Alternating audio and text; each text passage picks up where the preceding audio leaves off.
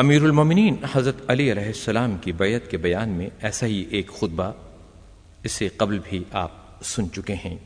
آپ کی سماعتوں کی نظر ہے نہج البلاغہ کا خطبہ نمبر 226۔ امیر المومنین حضرت علی علیہ السلام اپنے اس خطبے میں ارشاد فرماتے ہیں، تم نے بیعت کے لیے میرا ہاتھ اپنی طرف پھیلانا چاہا تو میں نے اسے روکا، اور تم نے کھینچا تو میں اسے سمیٹتا رہا، مگر تم نے مجھ پر اس طرح ہجوم کیا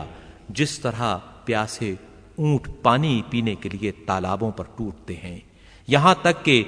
جوتی کے تسمے ٹوٹ گئے اور ابا کاندھے سے گر گئی، کمزور و ناتواں کچلے گئے، اور میری بیعت پر لوگوں کی مسرت یہاں تک پہنچ گئی کہ چھوٹے چھوٹے بچے خوشیاں منانے لگے، اور بوڑھے لڑکھڑاتے ہوئے قدموں سے بیعت کے لیے بڑھے، بیمار بھی اٹھتے بیٹھتے ہوئے پہنچ گئے، اور نوجوان لڑکیاں پردوں سے نکل دوڑ پڑیں۔